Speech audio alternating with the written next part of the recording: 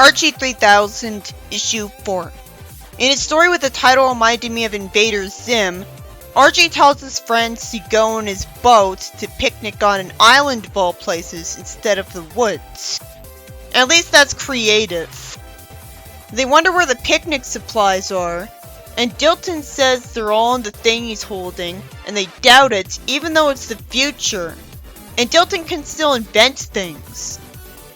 He shows them tiny things and uses a growth ray on them, which can alter the size of anything, because it pushes the molecules in an object closer together or pulls them farther apart.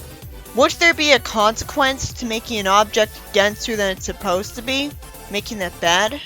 Why even bother with a scientific justification of how it works that's easy to come up with if it breaks the square cube law anyways? He says his invention could make people able to transport more stuff into space. And Archie says you could solve the parking problem because anyone could put their car in their pocket. Reggie wants to enlarge food at their picnic, and Dilton tells them to be careful not to break it. Since when is Reggie the clumsy one? His reaction would only make sense with Archie, or Moose. He naturally says that he saw him use it and it's simple. Obviously Dilton would relent at this point, especially since the guy who can't be reasoned with is stronger than him. Instead he grabs it off screen and Moose gets shrunken. And of course Dilton can't return him to normal right away because the story was called Mini Moose. So the ray blows out some circuit boards arbitrarily, making the writing seem lazy as there's no excuse. He says it'd take a year to make new ones. Midge cries, feeling bad for Moose in a rare moment of actually expressing her love for him. Reggie is smart enough to instantly think of the positives. He says his parents would save a lot on food bills and on clothing because he'd have to wear doll's clothes. Why does he point out a negative of the situation?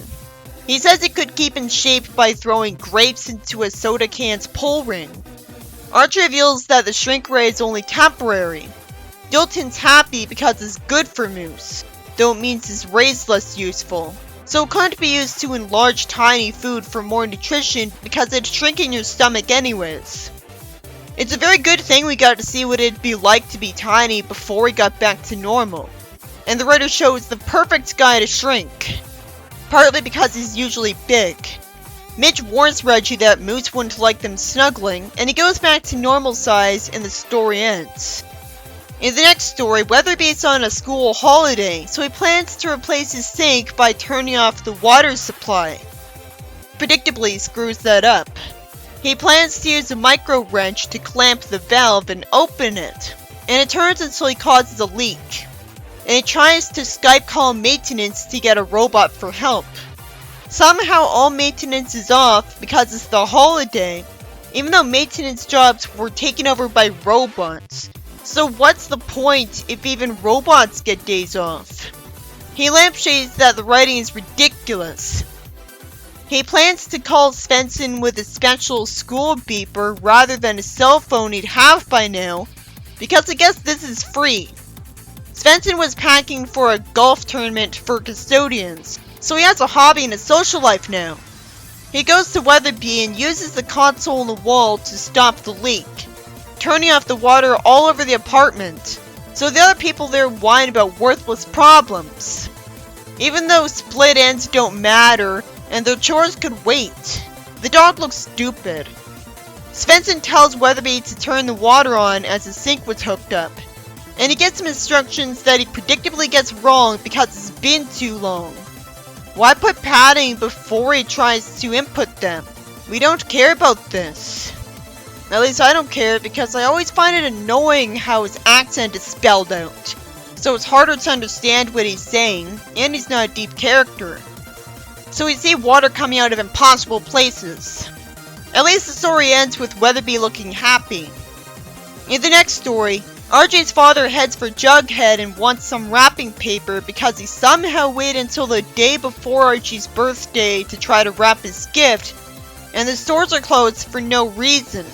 His gift is a universal translator that's misspelled, because Archie has a pen pal in the marching colony who doesn't speak English. It's past the year 2900 and there's only one Martian colony? It turns out Archie was relying on a person to translate the 3D holomoviegrams he sent his pen pal. This came out before the term video was used, apparently.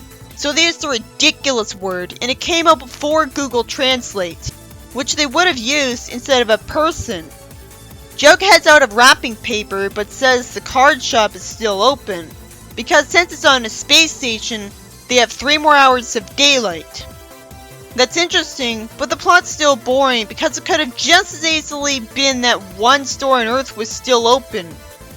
And Google Translate is already a thing here, even if it's mocked, so it's not a very futuristic plot, which is never a good thing. Archie's father just makes it too predictable by wondering if it's safe to leave the translator here, with a dog who could damage it, and they leave anyways. So Hot Dog finds out the machine translates his speech, which could make sense if it works by reading a person's mind while they're trying to talk. Although you'd think it'd be incompatible with a differently shaped brain of a dog. It only makes sense for Hot Dog because Hot Dog's always been portrayed as a person. It's interesting to see him talk at first, although him being able to have human thoughts is standard, so this isn't too engaging when no human can see this. But it goes on too long with him trying to figure out what his best first words to humans should be.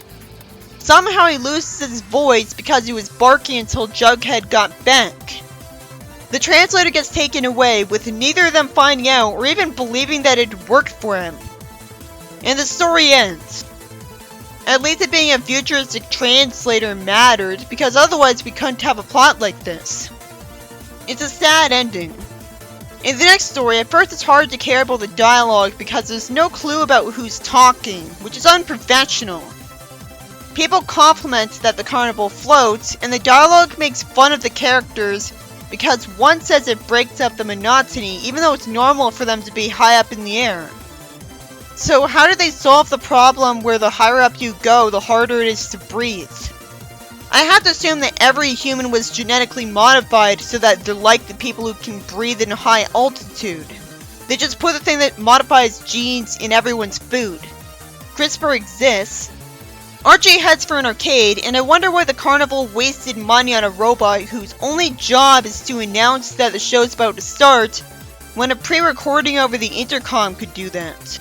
Some creative-looking aliens get seen, which are unfortunately stated to be from uninhabitable places, because they're really from other universe versions to those places. And Archie and Betty shoot what I assume are just holograms in their VR game.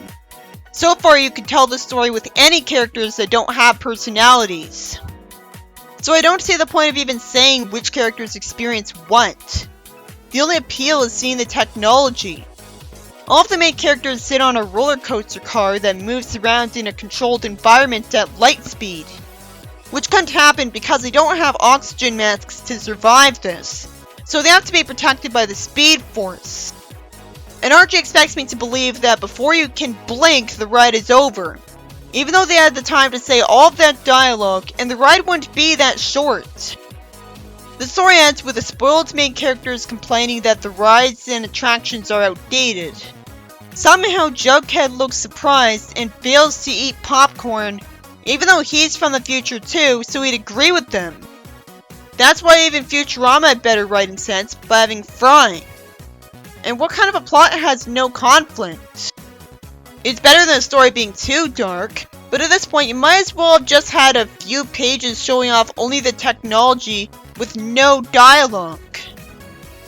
The first story was by Harold Smith. The second story was by Dan Parent. The third story is by Harold Smith. Well, at the time it was written, it needed to take place in the future. And the final story is by Michael Pulowski.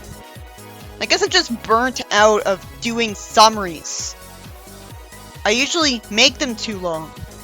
Archie 3000, Issue 5. Dilton shows his friends his latest invention. Stories centered around Dilton's inventions don't really belong in stories in a futuristic setting because they could be done in regular Archie comics too, as opposed to Archie simply buying an invention like this. Not that regular Archie comics are bad either. Stilton hits the vase with a hammer, failing to break it. Somehow Moose still thinks he could break it and doesn't want to try, because he says it's too pretty. Stilton shows him a hover car immune to a laser saw. Why does he wear a visor when using it? When Archie doesn't need one when looking at the laser. This is going on too long when really nothing is going to prove to me that his invention is indestructible in a comedy. I wonder if these things are only temporarily indestructible. He talks as if moon rocks are especially good at breaking paint. And Archie gives away the already predictable twist that Dilton's invention will fail by saying he'll get rich off it. Even though in a comic without continuity, or even with, there's nothing wrong with Dilton getting rich. He could be written to spend it all on one charity to get things back to normal, so he wouldn't be jealous of them for more than a second anyways. His vase gets complimented, so he lets Betty have it. She thanks him and uses a machine to synthesize flowers for it, and says that the great thing about this machine is she can make any flowers for any time of the year. I'm sure it still have the same stigma as plastic flowers though, where it's seen as not good enough because it's not plucked out of the ground. She plans to fill the vase with water and it melts. Sure, it's inconvenient that someone brilliant enough to make Indestructon, who knows a lot about science by definition, didn't know this would happen. Even modern times has hydrophobic spray, so it doesn't matter that his hover car melted at the end of the story. As long as he also tells the patent office to combine it with hydrophobic spray, the Indestructon would still be successful. And why are the robots working at a car wash? It just drives the unemployment rate up for no reason. It's just the laziest way to portray a world as futuristic. In the next story, Jughead suggests to his bored friends that they go anti-gravity bowling. I don't know how that would work. If there's a way to keep the ball from going above or below the pins, then it's just bowling that is floating for no reason. Maybe the idea is it allows them to have a lot more bowling lanes in one building, because you can have some lanes be above others. Archie decides to have an old-fashioned picnic, and his friends agree. That's real interesting to look at. Betty tells Jughead to program the computer chef because he's an expert on ancient Earth cuisine. Somehow, fried chicken, burgers, and sandwiches are seen as weird. There's no way they'd go out of style. Like in Sonic X, that doesn't explain what Mobius has and focuses on what it doesn't have, it's lazy to do world building that just explains what they don't have and not what they do. What are their mainstays if not these things? Especially since I'm pretty sure Jughead had a burger in the first issue of this. Anyways, Archie conveniently has his great-great-grandma's picnic basket. A robot's packing the food for them, as I wonder if he had an ancestor rich enough to buy it for him, and he uses a weather scanning machine to see if it'd be good picnic weather. They all get in his supposedly outdated jet car that's called too slow. You gotta do something else to show us how outdated his car is, because in a comic, you're not gonna be able to see how slow it is. There's gotta be more creative and interesting ways to have his flying car look outdated. He says he'll program the autopilot to home in on a good picnic site. And it starts to rain anyways, making the weather scanner pointless. Why is it even a thing if it can still be inaccurate? I hate how long it takes for Jughead to finish saying the name of the force field generator Archie activates. It's a miracle that someone who's supposed to be a loser thought to bring this when he didn't expect rain. And being ultra prepared is not part of his character. So the force field protects them from the rain and puts them in fake sunshine. I already kind of saw this in the Jetsons comics, so whatever. But Betty doesn't want to eat the sandwiches because ants got on the food when they left the basket on the ground for just 4 panels. And sadly, it's not explained why the ants have tiny astronaut helmets. There's no way someone would put a helmet on each ant because that's too much effort. So I have to assume a spiteful witch made these astro ants. But what are the chances they'd be bothered by them instead of regular ants, which would outnumber them? I guess the witch made most ants astro ants. More importantly, how spoiled are they that they refuse to eat the food just because ants walked on them once? In the next story, Mr. Lodge tells his daughter, who already has too much, that he has a surprise for her, and takes longer than necessary to tell her he bought a planet from a space-shipping magnate. What kids comic reader knows the word magnate? So he should have explained what it meant. He bought it to have a vacation planet, even though he wouldn't need an entire planet for a vacation. And I'm pretty sure he'd already have property to vacation on. And he named it after her just because she's his daughter, even though I'd think he wouldn't like her. Surprisingly, we see her pet poodle from an earlier issue, so I want to know what personality she picked for it. The character's is future slang is another thing that rips off the Jetsons. Veronica wants to bring Betty along just to make her jealous. She assumes she'll be the queen of the creatures that live on planet Veronica. Won't Mr. Lodge be their king, if anything, because he bought the planet? She wastes time wondering what unoriginal speech to make, and has her computer write the speech for her. So this predicted AI writing. All she sees on the planet are mountains, a lake, and a futuristic cabin. She isn't impressed by the lack of discos, country clubs, and stores. She plans to liven up the place at least by building a holographic entertainment center. She must mean getting someone qualified to build it. She gets talked to by a tumbleweed alien, which Betty's already heard the species name of, for a recently discovered planet, meaning that these aliens immigrated here from another planet. She calls him handsome, and Veronica tells him to get everyone here to meet their new queen. He's happy about the idea of being ruled by an alien he just met, which could only be true if the native ruler is just that horrible, and doesn't have the power to go against her because Mr. Lodge's technology would fend him off with nothing to fear. Even then, I don't think that would make him want her to rule over him either, because he'd rather have a leader that's a member of his own species, not happily agree to be ruled over by essentially the equivalent of a colonist wanting to rule over natives. So the story ends with Veronica not being happy at her subjects just because of their looks, even though it makes her the best looking one on the planet. And what's it to her how good looking aliens are? It's not like she'd ever want to date one. But it is good to have the ending be dramatic, because normally her desire to rule over a bought planet would be given to a villain. And despite how mean Veronica is, you still want to expect that of her, because since when does she into politics instead of clothes shopping? In the next story, Jughead wants to get his name down the history books by inventing what the universe has been waiting for, which he somehow thinks is yet another type of snack. What makes him think he could do that? They look around at the food market, and Archie wonders why people bother with the food when it's easier to use the food synthesizer. The synthesized food comes out perfect every time. Jughead explains that a lot of people like to cook as a hobby. He should have already known that. It only made sense if he did, but thought cooking was pointless. Jughead says that someone still had to cook the original meal that the synthesizer matrix was made from. Makes sense that someone who loves food would know a lot about it. He cooked something off screen, and Archie tastes it and enjoys it, and says Mr. Lodge could be willing to bankroll him.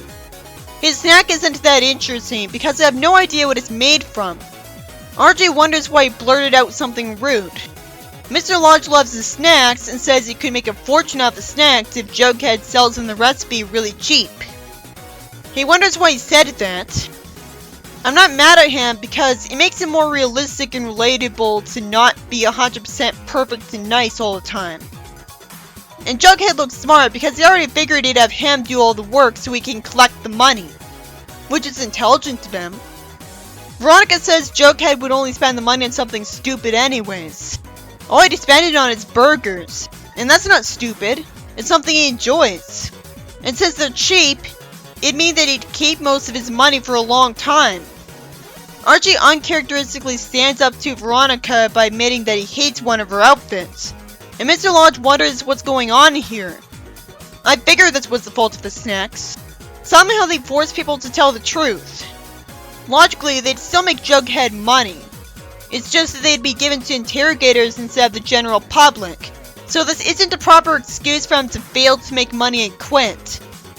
I can see why someone would assume at first that truth snacks would be bad, but hopefully we can all agree that the world would be safer if anyone who got arrested could get given these truth snacks, both because the evil would get in trouble by confessing immediately, and because the innocent would instantly prove themselves innocent.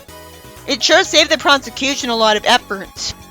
It'd only be bad in countries where the government would be both strict and brave enough to make it legal for everyone to get given these to be made to confess to crimes no matter how harmless.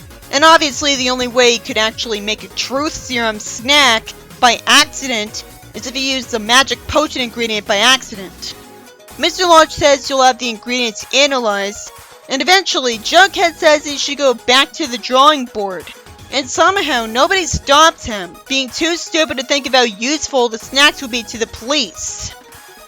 Later, Jughead came up with a new snack again just days later, and after eating it, he's made to lie. Mr. Lodge likes them.